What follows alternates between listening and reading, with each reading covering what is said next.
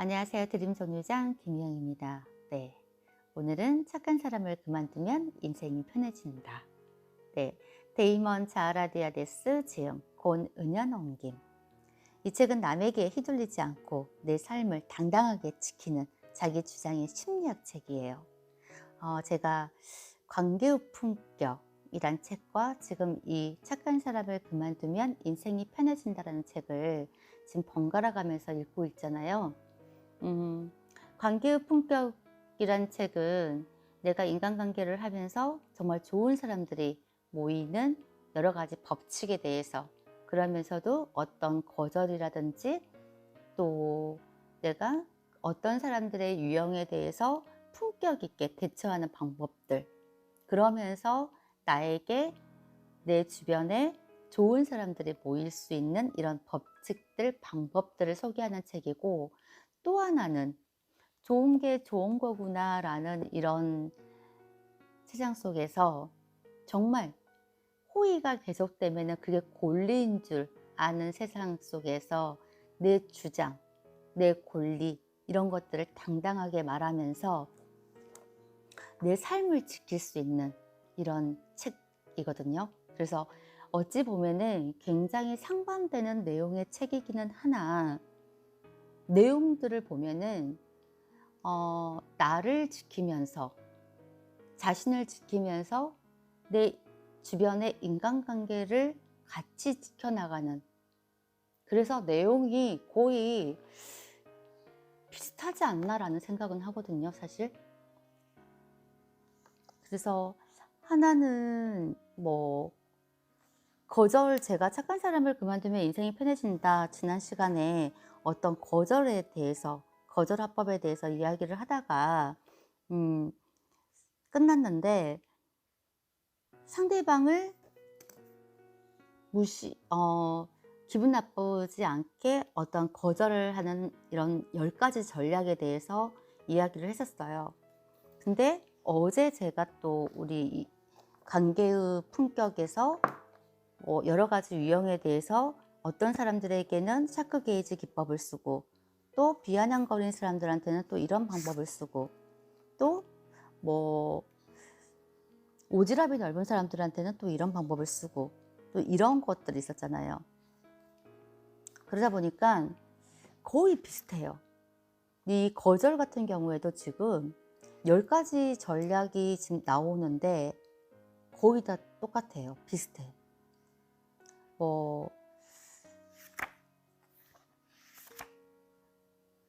변명하고 싶은 마음을 참아라. 자신의 결정에 책임을 져라. 그리고 너무 시간을 끌지 마라. 직접적이고 직설적으로 거절하라. 솔직하게 거절하라. 그리고 빙빙 돌리지 마라. 또 희망 고문. 상대가 기대하게끔 하지 마라. 다음을 기약하라. 이런 것들을 읽어보면은 또 결코 거짓말로 거절하지 말라. 이런 거 있거든요.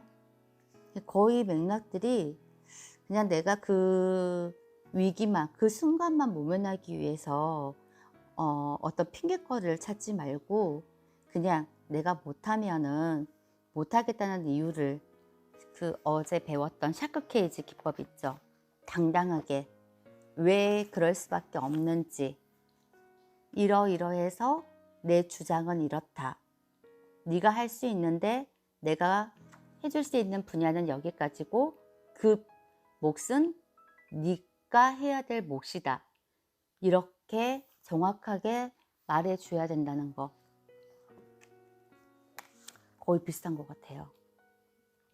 그래서 거절 같은 경우에는 사실 10가지 중에서 그냥 단호하게 안 된다고 했을 때는 그 사람이 거의 기분 나쁘지 않게끔, 내가 너무 이기적이지 않게끔 왜 그럴 수밖에 없는지 타당성 있게 정확하게, 어저께 그거 있었다. 그 대화법에서 GFER 대화법 있죠. 오해하지 않고 오해받지 않는 GFER 대화법. 기억나세요? 지, 골, 목표, 그 다음에 팩트, 사실, 그 다음에 이모션, 감정, 그 다음에 리케이트, 요청. 이 대화의 기술을 이용해서 거절 또한 이렇게 하면은 상대가 이해하고 나를 조금 더 존중하지 않을까, 그리고 나를 좀 더 중요한 사람으로 여기지 않을까라는 요점인 것 같아요. 그래서 보너스 전략이 있는데 이것만 제가 읽어드릴게요. 거절은 단호하게. S를 남발하는 착한 어른이 되지 말자. 거절을 받아들이지 못하는 사람들이 있다. 그들은 거절을 당해도 끈질기게 부탁하고 승낙을 강요하기 위해 당신의 감정을 조정하거나 대놓고 협박한다. 이번 부탁을 들어주지 않으면 앞으로 업무 진행에 어려움이 클 거야. 우리는 한 팀인데 서로 돕고 지내야 하지 않겠어? 이럴 경우 타인의 행동을 통제할 수 없다는 사실을 먼저 깨닫자. 당신이 거절한 후에도 상대방이 끈질기게 부탁을 한다면 그건 당신이 무리한 것이 아니라 그가 지나치게 강압적인 사람인 것이다. 내 이야기한 것 같아요. 반성 많이 되는데, 사실 제가 저희 팀원에게 제가 그런 친구 있다고 했잖아요. 이런 식으로 협박을 했거든요. 그때는 몰랐어요.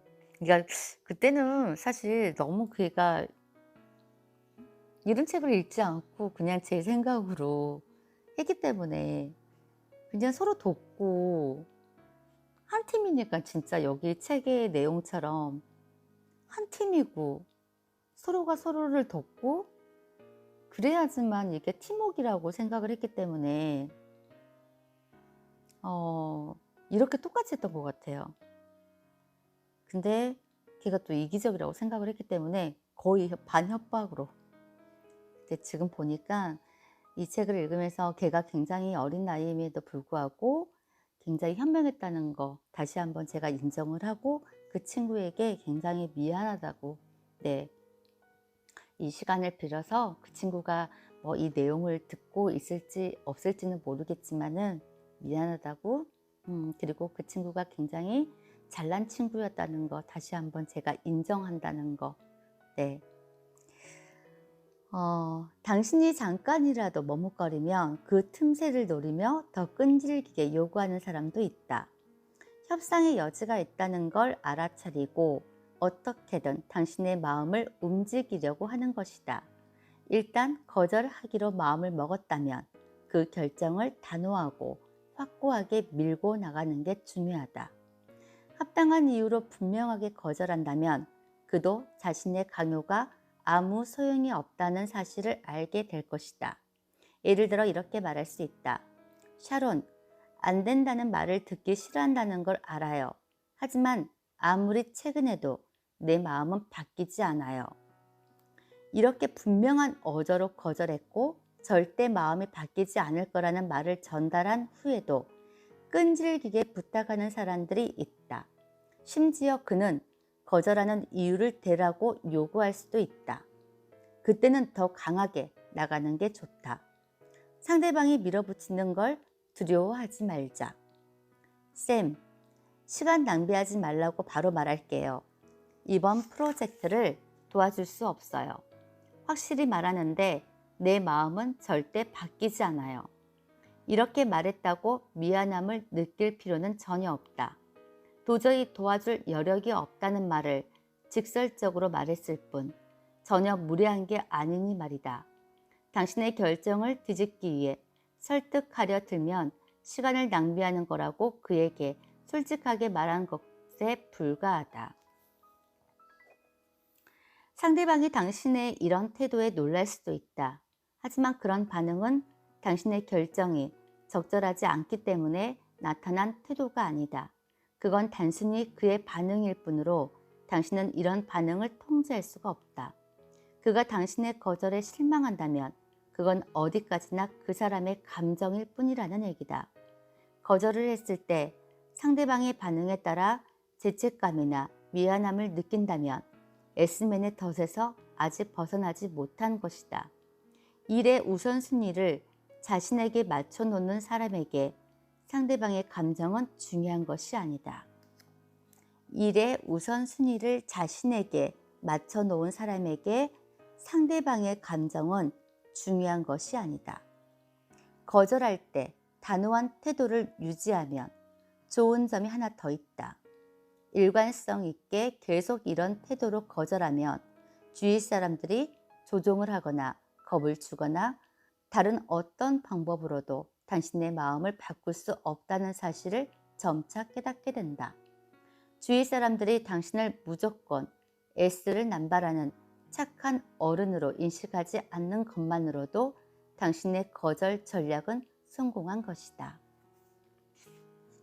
그 친구가 어렸을 때 이 책을 읽었을까요? 저보다 더. 자, 보너스 전략 두 번째예요. A를 지켜라. 무리하지 않는 거절이 중요하다.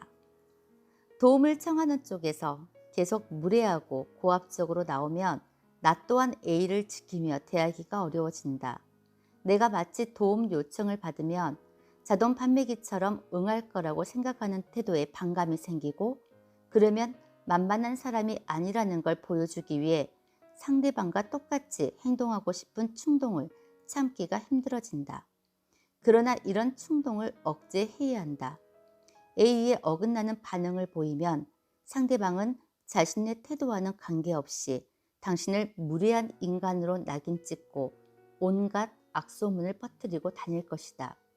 그러면 인간관계에 오점이 생기는 등 생각지 못한 피해를 입을 수 있다. 사실 직장인 사회에서는 동료들의 도움을 요청받았을 때 무례하게 거절했다가 그 일을 계기로 욕을 먹거나 자신만 아는 편협한 이기주의자로 낙인 찍히는 경우가 허다하다. 팀워크는 서로 돕고 베푸는 가운데 생기는 것인데, 너무 자기의 일에만 매몰되어 주위를 돌아보지 않는다는 말을 듣게 되면 그때부터 슬슬 인간관계에 구멍이 생기기 시작한다. 경영자를 비롯한 상사들은 부하 직원들의 근무 태도를 평가할 때 협업 상황을 주의 깊게 본다. 그리고 이를 훼손하는 직원을 요주의 인물로 주목한다. 이런 상황을 피하기 위해서라도 거절을 할 때는 강하면서도 동시에 A 바르게 행동해야 한다. 강하게 대응하는 태도는 자신의 결정에 핑계나 거짓이 없다는 메시지를 전달하는 것이고, A 바른 태도는 상대를 존중한다는 것을 보여준다. 이렇게 되면 상대방은 나의 거절에 적대적인 반응을 할 수 없게 된다. 정중한 태도는 자신을 통제할 수 있다는 사실을 보여준다. 상대가 정중하게 나오는데 자기의 뜻대로 되질 않는다고 함부로 분노를 폭발시키는 사람은 요주의 인물이 된다.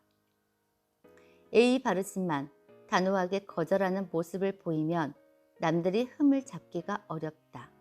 가령 당신이 이렇게 말한다고 치자. 날 믿고 도움을 청해준 건 고마워. 그런데 내일까지는 밀린 업무 때문에 내가 너무 바빠. 나중에 다시 의논해 줄래? 이렇게 대응하면 상대방은 틈새를 찾을 수 없게 된다. 더구나 믿어줘서 고맙다는 표현을 했기 때문에 기분이 나쁘다는 반응도 할 수 없다. 나중에 여유가 생겼을 때 다시 물어봐 달라고 하면서 당신에게 도와주고 싶은 의사가 있다는 걸 보여준 것은 성의 표시를 한 것으로 이 또한 상대를 배려한 것이다. 도움 요청을 거절할 때는 이렇게 A를 지키면서 강하게 주장하는 방법을 함께 사용하자. A 바른 태도는 당신이 상대방을 존중하고 상대방에게 애정과 관심이 많은 사람이라는 인상을 심어준다. 그 결과 상대는 당신의 거절을 있는 그대로 받아들이게 될 것이다. 며칠 전에 있었던 어떤 저의 사건하고 거의 흡사한 것 같아요. 제가 또 그 친구의 어거지를 쓰다가 그 친구의 설득으로 제가 또 한 번 그 친구에게 미안한 사건이 하나 있었거든요. 보너스 전략 세 번째예요. 기회를 놓칠지 모른다는 두려움을 버려라. 모든 기회는 아니다. 우리는 인간관계로 인해 생기는 기회를 놓치고 싶지 않아 도움을 요청해 쉽게 고개를 끄덕인다. 어떤 모임에 나가면 꼭 만나고 싶은 사람을 만날 수 있다는 이유만으로 시간이 나지 않는데도 가입한다. 사실 그가 모임에 참석할 확률을 매우 낮지만 만에 하나 나타날 경우를 놓치고 싶지 않는 것이다. 회사에서 큰 프로젝트를 진행하면 자신의 업무 진행에 허덕이면서도 나중에 승진 기회가 주어질지 모른다는 기대감에 그 일을 맡는다. 신랄 같은 가능성이라도 놓치기 싫어서 승낙하는 것이다.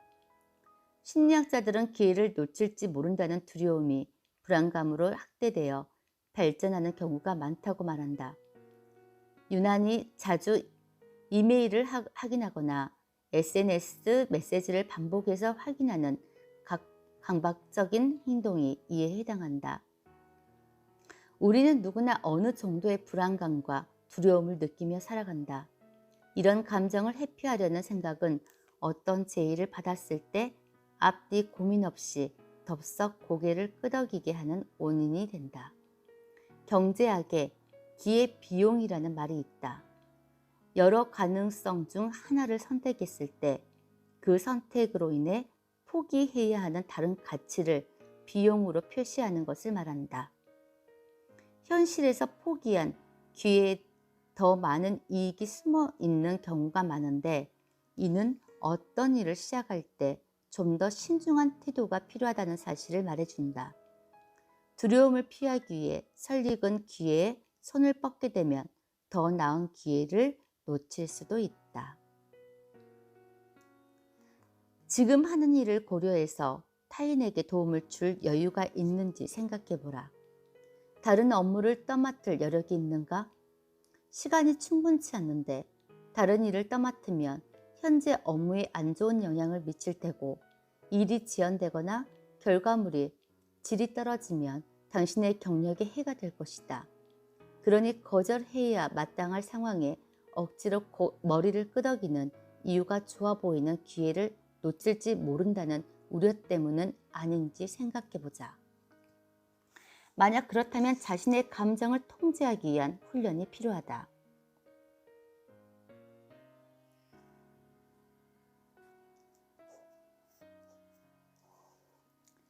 이 훈련은 시간과 인내심 그리고 용기가 필요하다. 다음에 또 도와달라는 요청을 받고 거절을 망설이는 상황이 되면 일단 생각을 할 시간을 갖자. 나를 스쳐가는 기회를 모조리 받아들이는 게 언뜻 보기에 좋아 보이지만 시간을 낭비하고 에너지를 소모하는 일이 될 수도 있다. 당신의 마음속에 도사리고 있는 기회주의자가 슬며시 고개를 든다면 지금 당장 좋아 보이는 기회가 사라지게 될지라도 용기를 내어 결단해보자. 일관성 있게 거절의 태도를 고집하면 시간이 지나면서 거절하는 게 점차 쉬워질 것이다. 일단 그 두려움을 극복하면 여기저기 끌려다니는 상황에서 벗어나게 될 것이다. 말 그대로 S맨을 졸업하게 되는 것이다. 기회비용. 여러 가능성 중 하나를 선택했을 때 그 선택으로 인해 포기해야 하는 다른 가치 비용을 표시하는 것을 말한다. 다 가질 수 있으면 좋겠죠. 근데 이 선택을 했을 때 이거 하나를 내가 잃어야 한다면 더 가치 있는 것을 선택해야 되겠죠. 보너스 전략 네 번째예요. 부탁을 유형별로 분류하기. 반드시 거절할 경우를 분류해 놓자. 누군가로부터 정기적으로 비슷한 종류의 부탁을 받곤 하는가? 이런 상황에 처할 때 처음 드는 생각은 거절인가? 아니면 승낙인가? 갈피를 잡을 수 없다면 다음에 소개할 전략을 주의 깊게 살펴보자. 이 전략은 시간을 많이 절약할 수 있을 뿐더러 도움을 청하는 사람이 화나지 않도록 예방하는 역할도 한다. 사례를 통해 그 과정을 알아보자. 동료로부터 정기적으로 회계 관련 업무를 도와달라는 부탁을 받는다고 치자. 이런 업무는 당신의 영역 밖의 일인데도 동료는 당신이 대학에서 경영학을 전공했다는 사실 때문에 당신을 회계 전문가로 여긴다. 이전에 당신은 이런 부탁을 받을 때마다 할 수 있는 한도 내에서 도움을 주곤 했다. 하지만 문제는 이런 부탁을 너무 자주 받다 보니 당신의 일을 제대로 못할 때가 많다는 점이다. 이럴 때는 더 이상 도와주지 못하겠다고 하는 게 가장 빠른 해결법이 된다. 이런 일이 반복되면 동료는 당신의 결심이 확고하다는 사실을 알고 다음부터는 다른 사람한테 도움을 구할 것이다. 이런 전략은 직장 생활에서만 효과적인 게 아니라 일상생활에서도 적용할 수 있다. 앞서 말했듯이 나는 대학 시절에 친구들이 이사할 일이 있으면 언제든 도와달라는 부탁을 받던 사람이었다. 하지만 언젠가부터 나는 모두들 나의 도움을 당연시한다는 생각에 화가 났다. 그래서 나는 어느 날부터 부탁을 일절 받아들이지 않겠다고 결심을 했다. 누군가 도와달라고 부탁하면 이제는 도와줄 수 없어 라고 대답했다. 그러자 얼마 지나지 않아 누구도 내게 도와달라는 부탁을 하지 않게 되었다. 여기서 중요한 사실은 내가 친구를 단 한 사람도 잃지 않았다는 점이다. 친구들에게 분노를 사거나 모욕을 당하지도 않았다. 앞의 이야기로 돌아가서 당신에게 동료가 부탁하는 회계 관련 프로젝트를 도와주고 싶은 마음이 있는 경우 그의 부탁에 대처하는 방법에는 두 가지가 있다. 하나는 가장 생산적으로 일할 시간대인 오전 9시에서 12시 사이에 들어오는 부탁은 전부 거절하는 것이다. 또는 1시간 이상 시간이 걸리는 부탁은 일절 거절하겠다는 원칙을 세울 수도 있다.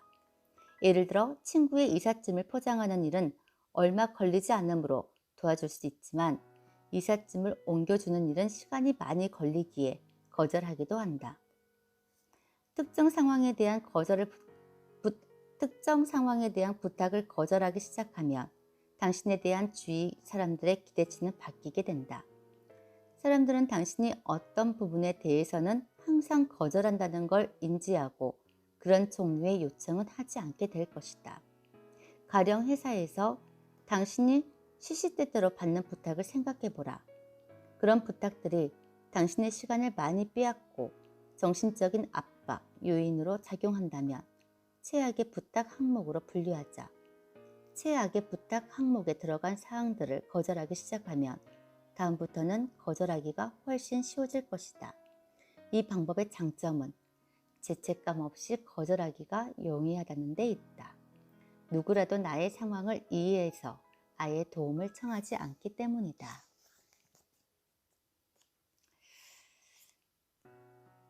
거절 잘하는 사람이 성공한다. 거절 잘하는 사람이 성공한다. 상대의 반응은 내 탓이 아니다. 상대의 반응은. 네가 거절을 했는데 상대가 어떻게 생각하든지 간에 그거는 내 탓이 아니라는 거죠. 그러니까 우선순위를 생각을 하는 거예요. 내가 지금 해야 될 일이 있고 나한테 가장 중요한 일이 있는데 남에게 어떠한 것에 자꾸 휘둘리게 되면은 그걸 거절을 못하면은 제가 그 우선순위를 빼앗기는 거잖아요. 근데 한 번 거절을 했는데 상대가 기분이 언짢아하고 기분 나빠하고 그러는 것은 상대의 반응은 내 탓이 아니다라는 거죠. 근데 대부분의 S맨의 가장 큰 문제는 다른 사람의 감정이 내 책임이라고 느낀다는 거죠. 그래서 부탁을 거절하면은 상대방이 실망하고 화를 내지 않을까 봐 그게 걱정인 거예요. 바로 이런 두려움 때문에 자신의 일보다는 다른 사람의 일을 우선시하는 거. 이런 경향은 여러 가지 이유에서 원인을 찾을 수 있다. 예를 들어 우리는 주위 사람들이 나를 좋아해 주기를 절실히 바라며 다른 사람의 인정을 받기를 원한다. 때로는 남의 부탁을 들어주는 일이 사람들에게 인정을 받을 수 있는 가장 쉬운 방법이라고 믿기도 한다. 게다가 에스메는 유달리 자존감이 낮아서 다른 사람의 행복이 자신의 행복보다 더 중요하다고 생각한다. 그래서 거절해야 할 상황에도 일단 승낙부터 하고 보는 게 에스맨에게는 바른 선택이라고 여겨진다. 잠시라도 소외감이나 불행하다는 감정에 사로잡히기 싫기 때문이다. 따라서 죄책감 없이 당당하게 거절하는 법을 배우고 싶다면 다른 사람이 느끼는 감정에 책임을 느껴서 그 사람의 부정적인 반응이 자기 탓이라고 생각하지 않아야 된다.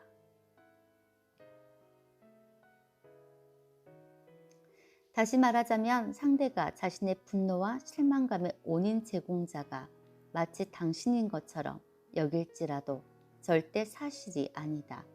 당신은 그들의 감정을 통제할 수 없을 뿐더러 그게 당신의 소관도 아니라는 사실을 결코 잊지 마라.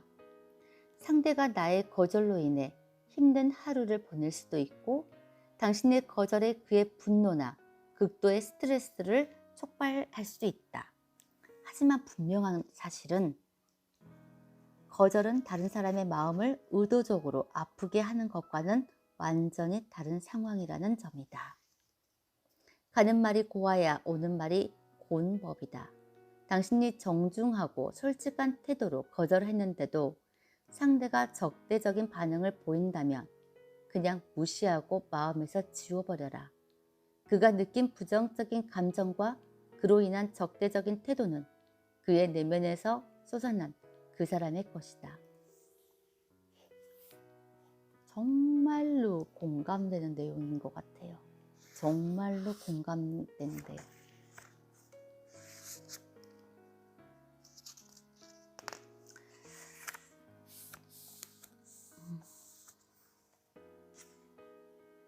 자존감이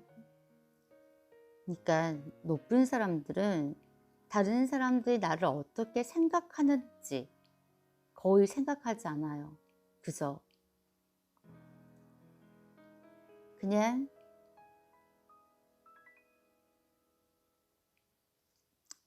근데 거의 자존감이 낮은 사람들은 저 사람이 나를 어떻게 생각할까? 내가 소외감을 느끼면 어떡하지? 그래서 저 사람에게 잘 보여야지? 많은 사람들한테 착하다는 소리를 들어야지?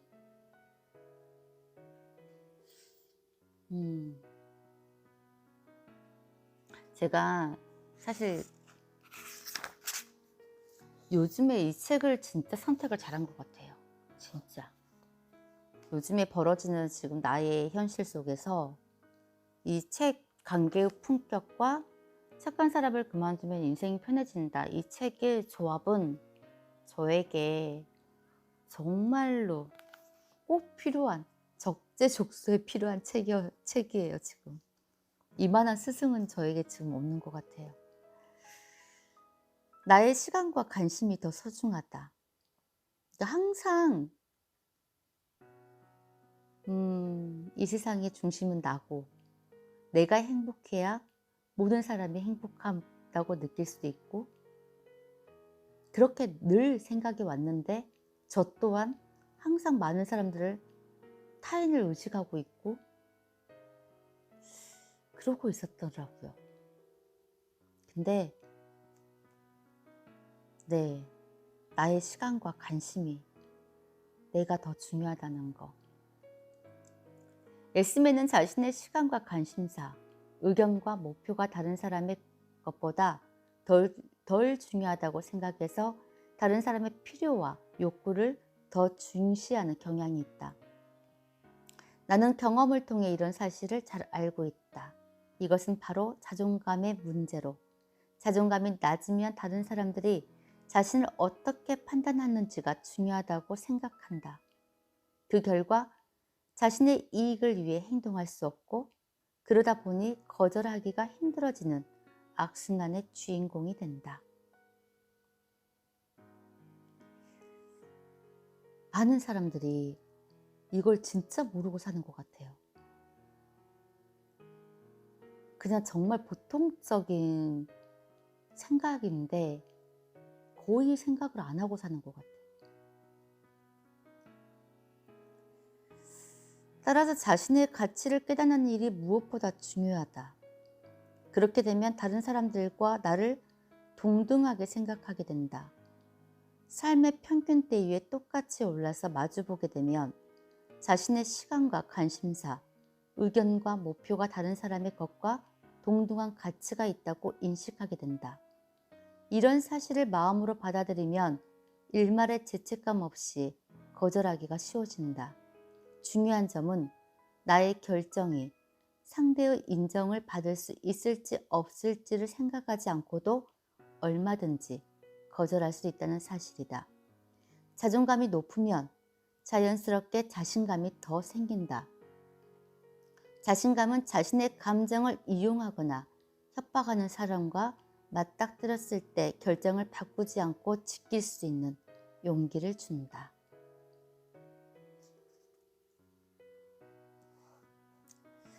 거절한다고 나쁜 사람이 되는 건 아니다.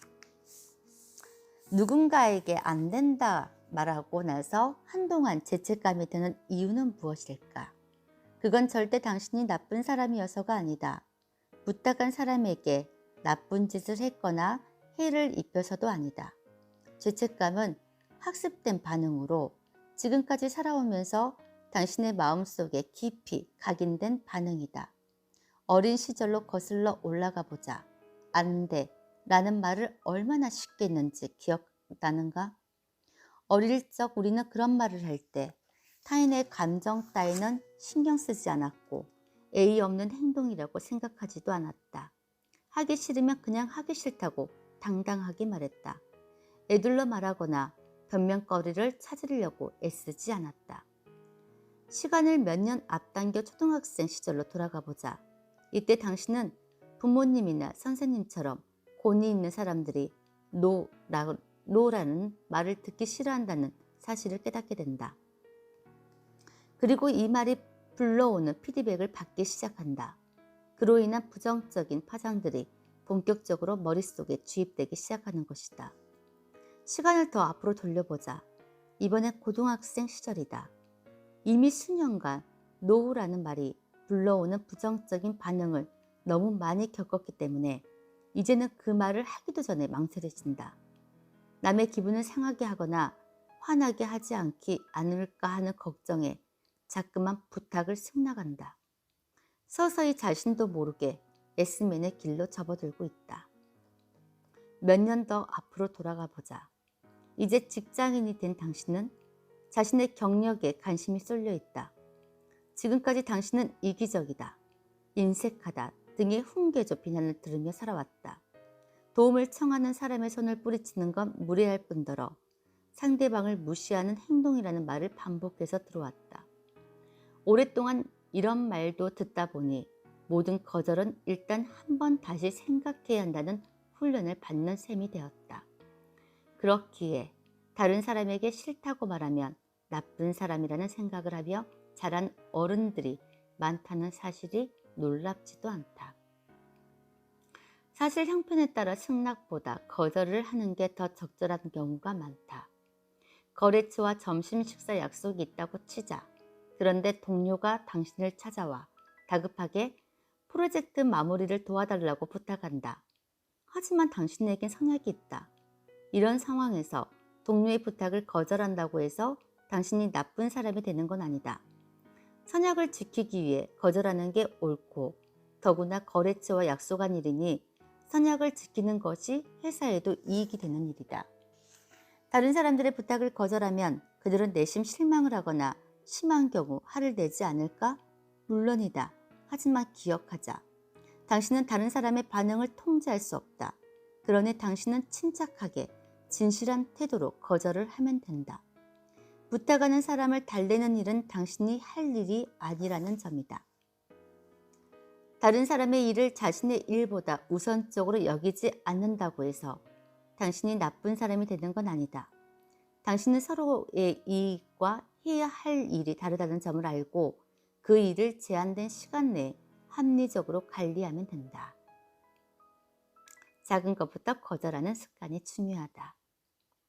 당당하게 거절하는 방법을 배우는 일은 예전에 없던 새로운 습관을 들이는 일이다. 그러기 위해서는 작은 것부터 시작하는 게 좋다. 처음 얼마 동안 쉬운 승리를 반복하다 보면 자기 신념을 신뢰하는 일에 익숙해지고 점차 자신의 통제력을 강화하게 될 것이다. 작은 거절을 일상에서 실천해보자. 예를 들어 옷가게 직원이 회원카드를 만들어 15% 할인을 받겠냐고 물어본다. 일단은 구미가 당길지라도 정중하게 거절하자. 카페에서 줄을 서 있는데 바리스타가 당신에게 커피와 함께 크루아상도 먹어보지 않겠느냐고 물어본다. 그런 제안에 군침이 돌아도 우선 거절하자. 거절한다고 해서 그들은 실망하거나 화내거나 기분 나빠하지 않는다. 그 직원은 거절의 말을 하루에도 수백 번도 더 들어서 익숙하다. 당신은 거절하면서 자기 주장을 강하게 하는 훈련을 돈 안 들이고 할 수 있으니 일석이조이다. 상대가 분노할 여지가 없는 상황에서 품위 있게 거절하는 법을 익히면 천천히 자신감을 쌓아나갈 수 있다. 그렇게 자신감이 쌓이다 보면 상대가 거절에 실망할 가능성이 점점 더 높은 상황에서의 거절도 연습할 수 있다. 이런 방법을 쓰면 거절의 습관이 몸과 마음에 각인된다. 자신감이 생기고 자신의 신념에 대한 믿음이 커지면서 사람들이 화를 내며 끈질기게 부탁할 때도 거절하기가 한결 쉬워질 것이다. 사실 제가 내일 또 어떠한 정말 중요한 일을 앞두고 있는데 거절하는 거.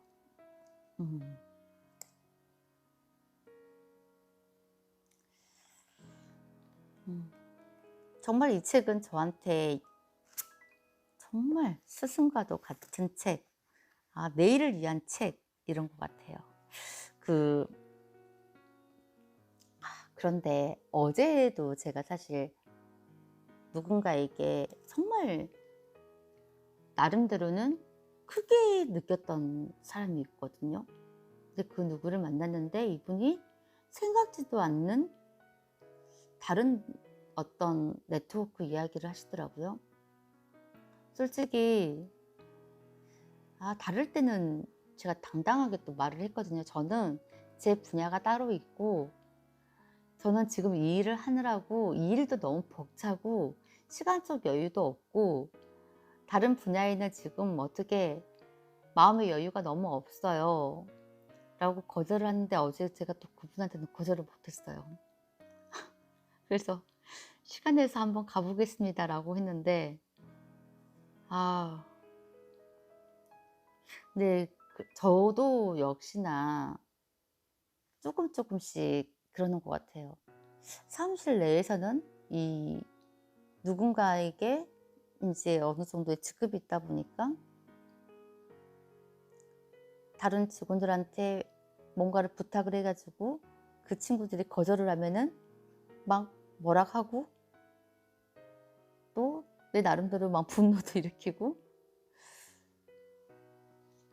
화도 내고 그러면서 또 정작 제가 남이 정말 지나가다가도 카드 만들어 주라는 거 있죠. 이런 것도 사실 거절 못할 때도 있었거든요. 그리고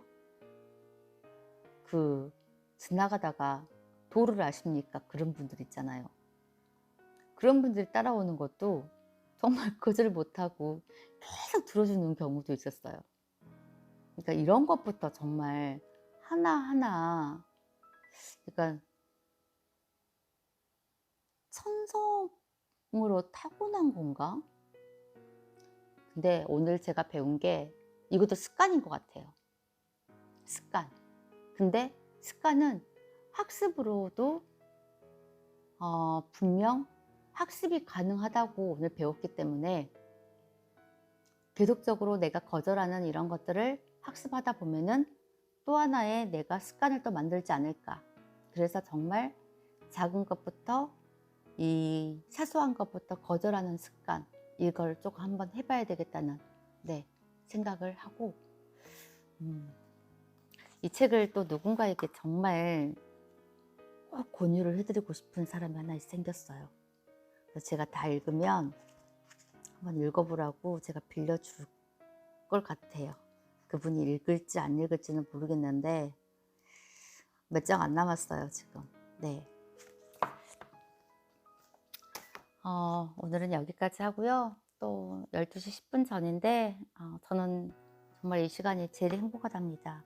너무 행복한 시간이에요 저한테는.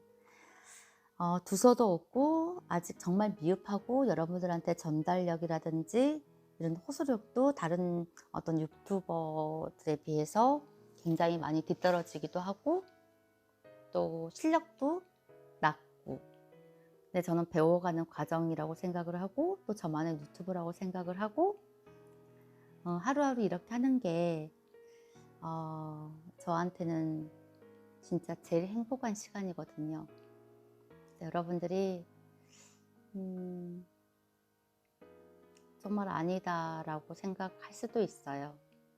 그리고 듣다가도 너무 뻔한 이야기, 또 이거는 너무 수준이 낮다, 또 이거는 또 어법이라든지 이게 너무 안 맞다 라고 할 수도 있는데, 제 나름대로는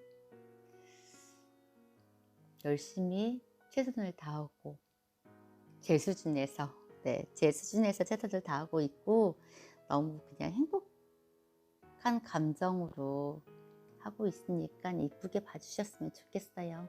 그리고 하루하루 이렇게 성장하는 모습을 조금 지켜보셨으면 감사하다는 거, 누군가 들어줄 수 있다는 거. 근데 그게 아침이면 제가 이거 이제 저장해서 공유를 내보내기 해서 또 작업해가지고 내일 아침에 올리거든요. 그러면서 제가 다시 듣는데 제 목소리 저 혼자만 듣는다 하더라도 그것으로도 만족하는, 그것을 만족해요. 그러면서 누군가가